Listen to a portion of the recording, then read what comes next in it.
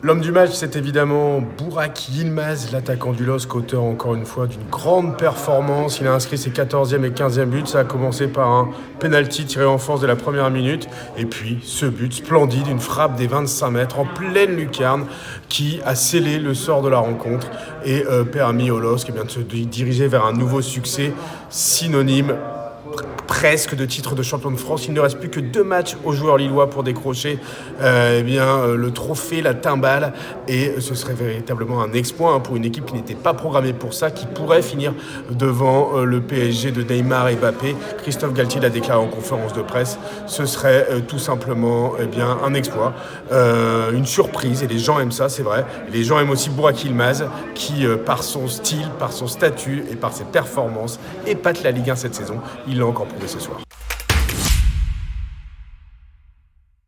La punchline de la conférence de presse, elle est signée de Jean-Louis Leca, le gardien du Racing Club de Lens, furieux après l'arbitrage.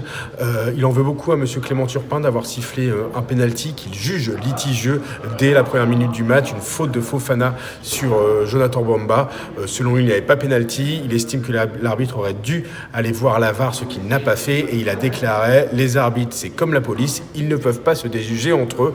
Ils apprécieront cette déclaration du gardien lensois, qui n'a pas non plus évidemment apprécié l'expulsion de Clément Michelin, le défenseur lensois, qui a reçu un 2e carton jaune après avoir été averti suite à une faute sur Yilmaz. Un 2e jaune un peu sévère, c'est vrai, suite à un contact avec Selic. Et dès la 35e minute, les Lensois se sont retrouvés à 10 contre 11. Pour la petite histoire, Michelin avait déjà été expulsé dans le derby au match aller. Décidément, il n'aime pas les affrontements contre Lille, et ces faits de match ont clairement joué en défaveur du Racing Club de Lens.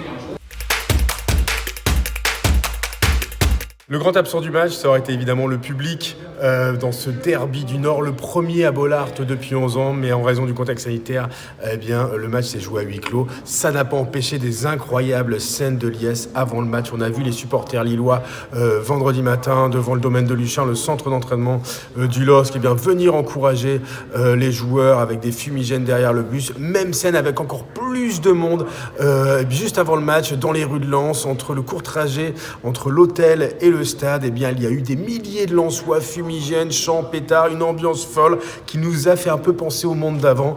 On aimerait bien revivre très vite ces scènes dans les stades. Ça voudrait dire que ce monde d'avant sera bientôt de retour. On croise les doigts pour ça, parce que ça nous a manqué ce soir de ne pas avoir du public au stade Bollaert pour un derby du Nord.